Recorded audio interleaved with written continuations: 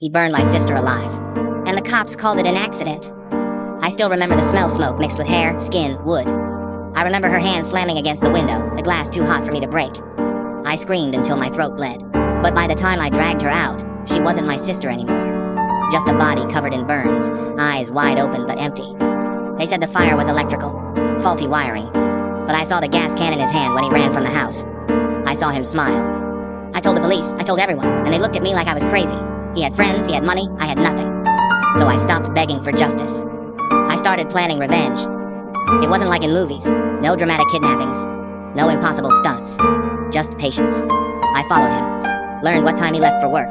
When he came home drunk. Where he hid the spare key. I knew his routine better than my own.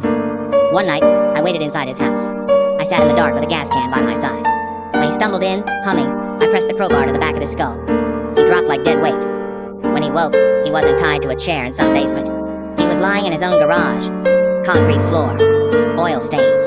Gasoline dripping from rags around him. His wrists were duct taped, his mouth gagged. The lighter he once held to my sister's house sat on the floor inches from his face. "Do you remember her?" I asked. He thrashed, tried to talk, but it came out muffled. His eyes told me everything. He remembered. I didn't set him on fire right away. That would have been too quick, too clean.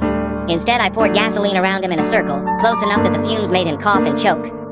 I lit a small flame on the edge, far away at first, just enough to watch his panic. He begged with his eyes. I waited. The fire crawled slowly, inch by inch, until the heat kissed his skin. He screamed through the gag, his body jerking so hard the tape cut into his flesh. I didn't look away. I wanted him to feel what she felt, that helplessness, that realization that no one was coming to save you.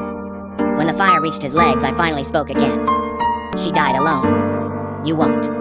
I left the garage door locked, lighter on the ground beside him, just out of reach. Then I walked away. I didn't need to see the end. The smoke and screams followed me down the street. The cops called it an accident too.